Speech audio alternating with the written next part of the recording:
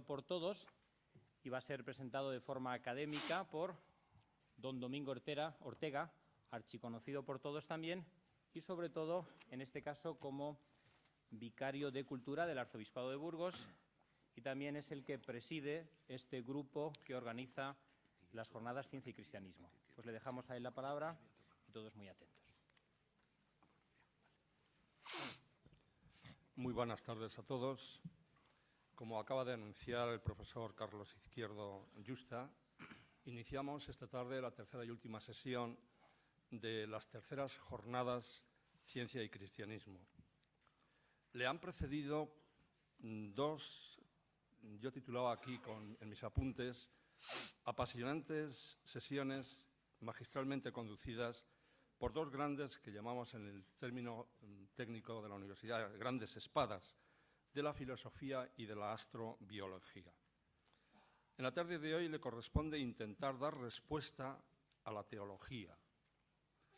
Theos kai logos en griego, Dios y razón, Dios y palabra, Dios y misterio, razón y luz, una luz que brilla con total autonomía y con maravillosa, por otra parte, dependencia de Dios. La pregunta de hoy es, sin duda, un enorme reto. Es una ocasión para confesar, sin arriesgar nada a cambio, la omnipotencia de Dios, la grandeza divina y la grandeza del logos de la razón humana. Hoy sale de las aulas de nuestra Facultad de Teología y la reflexión en voz alta, valiente y seguramente amplia y consoladora nos llegará de la mano del cámara de esta noche. No me equivoqué al calificar al profesor Bueno de la Fuente de un gran cámara. Los que le han precedido en el uso de la palabra también nos iluminaron la escena. Pero hoy, en la orilla del mar de la salvación, en la orilla de este lago de Tiberíades, que sería el mundo, la Iglesia o la humanidad, nos disponemos a iniciar un viaje por las profundidades maravillosas del mar profundo de la salvación. No lo olvidemos, el gran negocio del ser humano es salvarse, porque el que se salva sabe y el que no sabe nada, mas no es menos cierto que salvados estamos todos.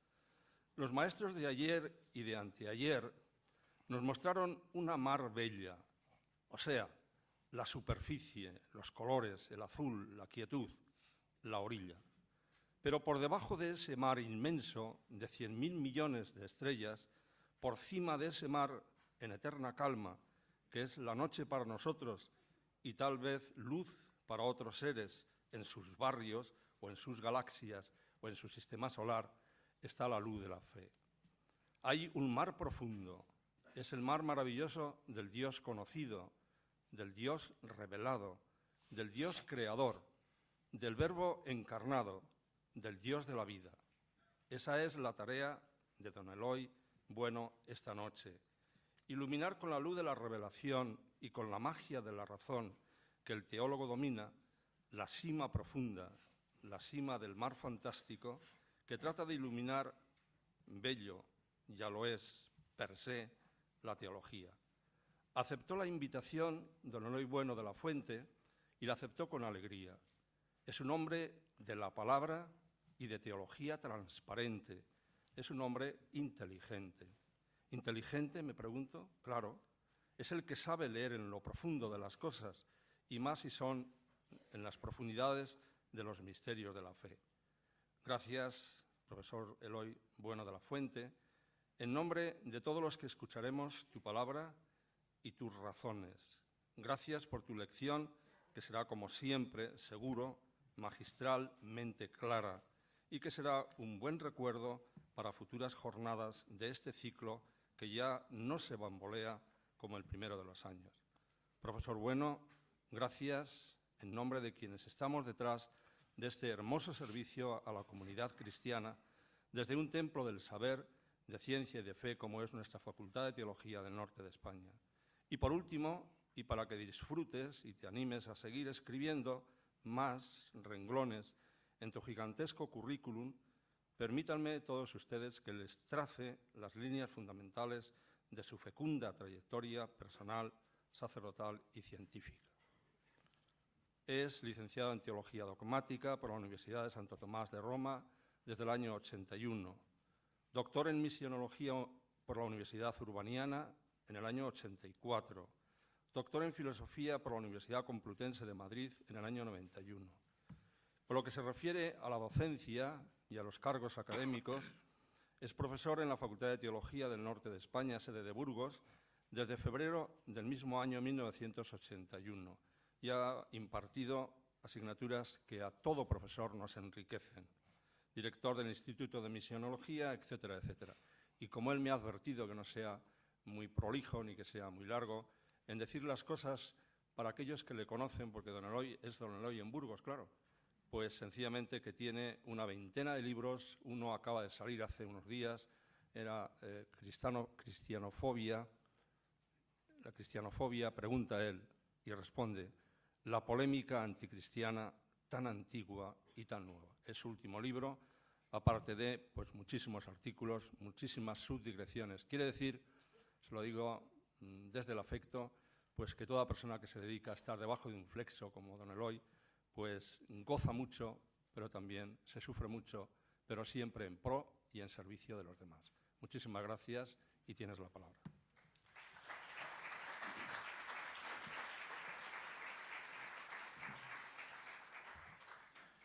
Pues muchas gracias por la invitación y por estas palabras, que, bueno, es una ocasión que le confronta a uno con un tema de esos que uno coge con temor y temblor, porque ante un tema de estos, ¿verdad?, ¿qué puede decir la teología? Por un lado puede parecer que muy poco, por otro lado puede parecer que mucho, y de todos modos, si es poco, si es mucho, luego en el diálogo que siga mi intervención se pueden completar las lagunas o las cuestiones que a ustedes les vayan suscitando lo que han oído estos días y lo que yo pueda decir a continuación. Y digo, claro, que es temor y temblor, porque nos encontramos ante una cuestión límite. Y límite, pues, por varias razones, porque evidentemente llega hasta el límite del conocimiento humano y, como hemos podido ver, pues eso, más allá del límite, ¿qué es lo que podemos decir? Especulación, se trata simplemente de ciencia ficción, también de teología ficción, pero hay un aspecto que a mí, digamos, me obligó a aceptar el tema y es la sospecha o acusación por parte de algunos que dicen que se trata de una cuestión reprimida. Concretamente, el gran teólogo protestante Tillich, el año 1957, en su Teología Sistemática, decía que la cuestión esta de la posibilidad de vida inteligente en otros planetas era una cuestión inquietante, y que por eso los teólogos procuraban eludirla. Claro, era el año 1957, entonces no había a lo mejor datos científicos para sacar determinadas conclusiones que hoy podemos sacar. Pero este tipo de sospecha, y lo veremos después, tiene un largo recorrido en la historia del pensamiento, sobre todo durante los últimos siglos, ¿no? Por eso no sabe uno si se encuentra ante teología ficción o ante el intento de afrontar una cuestión que no debe ser considerada como reprimida, sino una cuestión que se mira de frente a ver lo que nos dicen las ciencias y a ver qué podemos pensar desde el punto de vista filosófico y teológico. En cualquier caso, a poco que se acerque uno a la cuestión, pues es un tema que despierta una enorme perplejidad.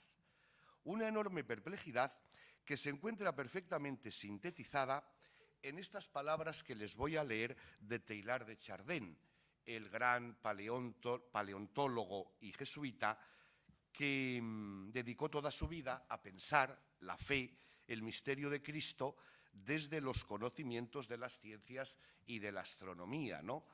Un hombre curioso porque, claro, fue muy discutido en su tiempo y casi, ¿verdad?, como respuesta a lo que había sido el anhelo de su vida, Pues murió la noche del domingo de Pascua. La perspectiva de toda su visión teológica. Pero era un hombre discutido y marginado. Y el funeral, ya ven, fue el martes de Pascua en Nueva York y asistieron 10 personas. Y sin embargo, hoy es considerado y también entonces como aquel que de un modo más directo, más valiente, con más coraje, se planteó la cuestión. Y en 1920 él decía: lo más probable es que la humanidad no sea ni única ni singular.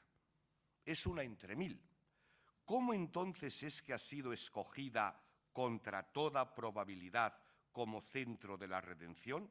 ¿Y cómo, a partir de ella, la redención puede propagarse de astro en astro? La cuestión para mí carece aún de respuesta. La idea de una tierra elegida entre mil de modo arbitrario como hogar de la redención me repugna. Y por otra parte, la hipótesis de una revelación especial que enseña a los habitantes del sistema de Andrómeda, vete a saber dónde está, ¿verdad?, que el Verbo se ha encarnado sobre la tierra, es decir, decirle a los de Andrómeda, el Verbo de Dios se ha encarnado en la tierra, esto, decía él, es digno de risa. Todo lo que entreveo es la posibilidad de una redención con muchas caras, que se realizaría la misma en todos los astros, un poco como el sacrificio de la misa, que se multiplica el mismo en todos los lugares y tiempos. Hay momentos en que uno se desespera, dice, porque no consigue desgajar los dogmas católicos del geocentrismo, en cuyo seno nacieron. Sin embargo, hay algo absolutamente seguro en el credo católico, que hay un Cristo, lo decía en latín, in quo omnia constat. El versículo de la carta a los colosenses, en quien todo subsiste, refiriéndose a Jesucristo, que es sin duda la frase que más repite en sus escritos, ¿no? Que hay un Cristo in quo omnia constat. Todas las creencias secundarias deberían ceder, si fuera necesario, ante este artículo fundamental. Cristo es todo o nada. Y en estas magníficas palabras de Teilhard de Chardin encontramos realmente la perplejidad y los dos polos que hay que mantener desde el punto de vista cristiano. Por un lado, la centralidad de Cristo, el cristocentrismo. De otro lado, la incomodidad que a uno le suscita la idea de que, claro, si hay tantos universos y tantos planetas habitados, ¿cómo es posible la arbitrariedad de que solo en esta tierra se plantee la redención y la encarnación, ¿no? Esta cuestión que reflejaba tan claramente Teilhard, y ya ven, años después Tillich repetía lo que les decía antes, ¿no? Pues la verdad es que ha estado muy poco presente en la teología. Por ejemplo, si ustedes leen cualquier manual de cristología en el ámbito de la Iglesia Católica, no habrá ni la más mínima alusión a este tema. Y buscando, para informarme yo de cara a esta intervención, en español no he encontrado nada, absolutamente nada escrito sobre el tema, ¿no? Por tanto, hay desinterés, desconocimiento, ganas de reprimir y eludir un tema incómodo, pero sin embargo también ha sido pensado. Es decir, uno va buscando y evidentemente uno ve que a través de los últimos siglos y concretamente en el siglo XX también se ha escrito sobre el tema en unas posturas que luego les comentaré. Incluso uno de los autores, un teólogo luterano de Detroit, Ted Peters, ¿no?, incluso sugirió la posibilidad de configurar una especialidad teológica dedicada a estas cuestiones. Primero, él decía la exoteología en correspondencia a la exoastrología.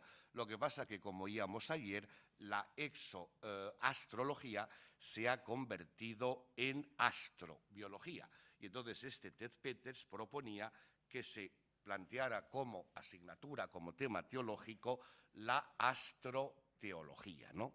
Pero él mismo, más recientemente, decía que seguramente aquí nos estábamos moviendo en el ámbito del mito. En cualquier caso, desde mi punto de vista, yo estaba convencido, y lógicamente, a la luz también de lo que escuchábamos ayer, a mí me parece muy improbable la existencia de vida inteligente fuera de nuestro planeta. Puede haber, evidentemente, algo de vida inorgánica o seres totalmente elementales, pero incluso aunque lo hubiera, lo que sí me parece es prácticamente imposible que, en virtud de la distancia, pudiéramos entrar en contacto. Y sobre todo que incluso aunque la hubiera, vayan a saber si se ha podido producir simultaneidad entre nosotros y otros hipotéticos seres, ¿no? En cualquier caso,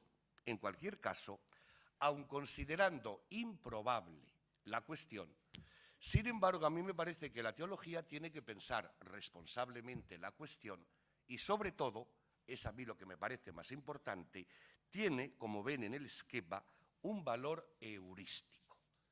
¿Qué quiero decir con eso? Que de cualquier modo lanza una luz para descubrir perspectivas, elementos, aspectos que de otro modo quedarían en la penumbra. Concretamente, la relación entre la teología y los datos que las ciencias nos dan. Les voy a leer unas palabras que decía Juan Pablo II a la Pontificia Academia de Ciencias y que yo creo que deberíamos meditarlas más porque sigue habiendo una enorme carencia sobre esta cuestión. Decía Juan Pablo II, los desarrollos contemporáneos de la ciencia lanzan a la teología un desafío mucho más grande que el de la introducción de Aristóteles en Europa occidental en el siglo XIII. Pero estos desarrollos ofrecen también a la teología recursos potencialmente importantes. Del mismo modo que, gracias al servicio de grandes maestros como Santo Tomás de Aquino, la filosofía aristotélica ha modelado algunas de las expresiones más profundas de la doctrina teológica. Si eso lo hizo Santo Tomás con la ciencia aristotélica en el siglo XIII, se pregunta el Papa, ¿por qué no podemos esperar nosotros que las ciencias de hoy, con todas las otras formas del conocimiento humano, fortifiquen e informen esta parte de la teología que versa sobre las relaciones entre la naturaleza, la humanidad y Dios? Porque el mismo Papa decía que el evolucionismo, la teoría de la evolución, es más que una hipótesis. La cuestión es ver si efectivamente hemos pensado la tradición de nuestra fe demasiado en clave geocéntrica, antropocéntrica, o hay que abrir otras perspectivas, sobre todo de cara a lograr la nueva alianza entre la humanidad y el cosmos. Se citaba el otro día el libro de Monod, Azar o Necesidad, que decía que se había roto la alianza entre la humanidad y la naturaleza porque el ser humano queda reducido a algo irrelevante, fruto de digamos, que es un instrumento en juego del azar y de la necesidad, ¿no? Pocos años después, el premio Nobel Ilya Prigogine publicó un libro precisamente con este título, La Nueva Alianza. Hay elementos científicos para recuperar esa alianza que tanto necesitamos todos, ¿no? Y yo creo que la teología puede aportar una enorme contribución a restablecer esta alianza que puede perderse entre la humanidad y la naturaleza, ¿no? Si vamos mirando a la historia, pues simplemente por pura erudición, les puedo decir que en el magisterio de la Iglesia, en sentido amplísimo, creo que no hay más que una doble alusión. Allá en el siglo VIII, el Papa Zacarías, pues verdad, escribió una carta a un tal presbítero Virgilio, diciéndole que dejara de propalar esa idea que él decía de que había otros mundos habitados, porque eso creaba confusión, decía el Papa, a la hora de explicar las relaciones entre Dios y la humanidad y también para explicar el pecado original. Luego, en 1277, el obispo Esteban Tampier en París, ¿no?, con motivo de las controversias que había en la Universidad de París sobre el aristotelismo, pues sacó un documento condenando, ya ven, la postura de aquellos que decían que la causa primera no podía haber creado multitud de mundos. Porque claro, decía el obispo eso sería limitar la potencia de Dios. Dios puede crear muchísimos mundos. Ya ven qué cosas, ¿verdad? Y todavía es más sorprendente que en aquella época, unos años antes, Santo Tomás de Aquino, en su Suma Teológica, defendía la posibilidad de múltiples encarnaciones del Hijo de Dios. Y la razón era la misma, porque en caso contrario sería negar la potencia de Dios. Ya ven, fíjese, en cada época histórica, según los contextos, determinadas afirmaciones cómo suenan. Porque, por ejemplo, ya diremos luego, decir eso mismo hoy tiene otras resonancias que plantean problemas por otros lados, ¿no? Luego también se mencionó el otro día a Nicolás de Cusa, que el año 1440, cuando publicó el De Docta Ignorancia, era un hombre en el fondo más moderno que Copérnico, porque él hablaba también de muchos mundos y él no excluía que hubiera otros mundos habitados. Y era un hombre, pues eso, muy de fiar, un hombre del Renacimiento, pero cardenal de la Iglesia Católica, etcétera, ¿verdad? Ahora, él se movía siempre un poco entre dos perspectivas, ¿no? Por un lado decía, no, y no podemos excluir que los habitantes del Sol sean más brillantes y más inteligentes que nosotros. Pero a la vez, en otros textos del mismo libro, hablaba de la centralidad del ser humano y en el fondo para él tampoco planteaba eso mayores problemas porque estaba convencido de que Dios estaba en todo y todo estaba en Cristo. Por tanto, era una opinión, ya digo, muy particular, pero presentada sin intensidad polémica. Más polémica suena la postura de Giordano Bruno, que en 1584 publicó 2 libros, un diálogo que era La cena de las cenizas, porque era un diálogo situado el miércoles de ceniza, y el mismo año publicó también sobre el universo infinito y los mundos, ¿no? Y él decía evidentemente que sí, ¿no? Que evidentemente en base a un argumento que va a ser repetido mucho, la grandeza, la magnificencia y la gloria de Dios quedaría muy limitada si no hubiera más que un mundo. Y por tanto su poder y su magnificencia se muestra en la existencia de muchos mundos, los cuales estarían habitados.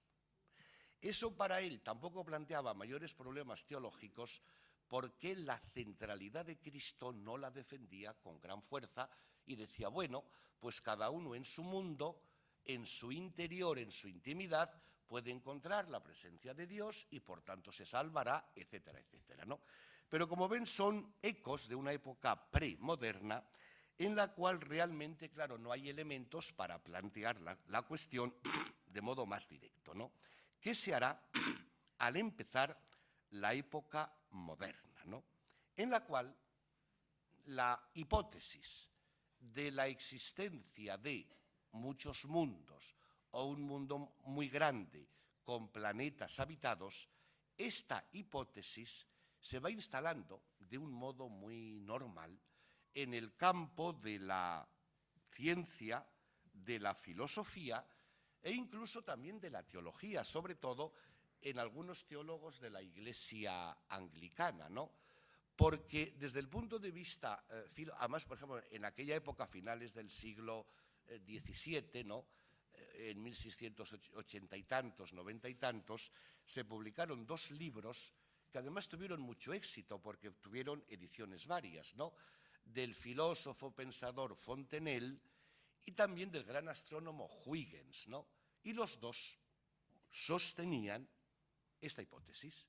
Y ya digo que se creó bastante interés, los libros tuvieron numerosas ediciones e incluso desde el punto de vista teológico, pues tampoco planteó mayores problemas porque algunos representantes de la Iglesia anglicana en Inglaterra pues lo asumieron con entera normalidad, ¿no? Ahora, ya en este momento se percibe los focos del problema. Tengamos en cuenta que nos encontramos en el periodo álgido de la Ilustración, en el momento en el cual la cuestión de las relaciones fe-razón se empiezan a plantear de otro modo, porque ya hemos escuchado, y es cierto, ¿verdad?, que los grandes científicos protagonistas del desarrollo de la ciencia moderna no solo eran cristianos, sino que ejercían su tarea desde una perspectiva cristiana. En el momento de la Ilustración se va planteando ya un poco más la alternativa, en virtud sobre todo de la ciencia mecanicista que va reinando en aquel momento, y se plantean notables controversias y notables cuestiones, y van señalándose los dos elementos que van a estar en juego permanentemente, entre los que por un lado van a estar a favor y los que por otro lado van a mostrar reticencias ante la hipótesis de los múltiples mundos habitados. Por un lado, se recurre a la omnipotencia y a la generosidad del amor de Dios. Y un argumento que se va a ir repitiendo, ¿no? Porque también se dice hoy, pero bueno, dada el derroche, el exceso de la generosidad de Dios, ¿cómo se va a perder tanto esfuerzo y tantos ámbitos en el cosmos para que haya solamente una tierra en la cual haya seres habitados, ¿no?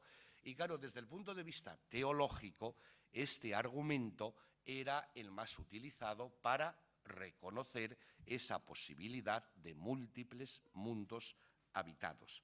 Pero por otro lado está la cuestión clave. ¿Qué sucede entonces con la encarnación, con la figura de Jesucristo? Y este va a ser, a todos los niveles, el gran escándalo, entre comillas, sobre todo para la razón ilustrada, ¿no?, que se va a plantear en este campo, pero se va a plantear en otros muchos, porque la cuestión central es, pero vamos a ver, ¿cómo es posible, lo que decía el filósofo, literato alemán Lessing, ¿no?, cómo es posible que un acontecimiento tan concreto como el de un carpintero de Nazaret, y esto lo decía él sin pensar en los otros mundos, no, pensando a nivel estrictamente de tierra, ¿no? ¿Cómo es posible explicar que un acontecimiento tan particular, tan contingente, tan histórico, como el de un carpintero de Nazaret, tiene un valor y un alcance salvífico universal? Lo único, decía Lessing, que puede reivindicar valor universal es la ciencia. Por ejemplo, la matemática, lo que él decía, las verdades de razón. 2 más 2 son 4. Eso sí, tiene valor para siempre y en todas partes. Y hoy podríamos decir, y en todos los planetas.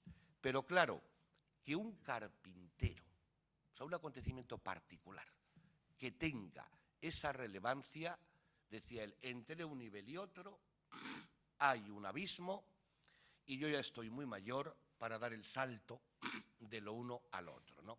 Entonces, este problema va a adquirir luego en nuestra época también gran relevancia porque se va a plantear la misma cuestión desde el punto de vista teológico. Luego volveremos un poco sobre ello acerca de del valor, etcétera, de las religiones no cristianas. Pero tengamos en cuenta que ya desde que se plantea el problema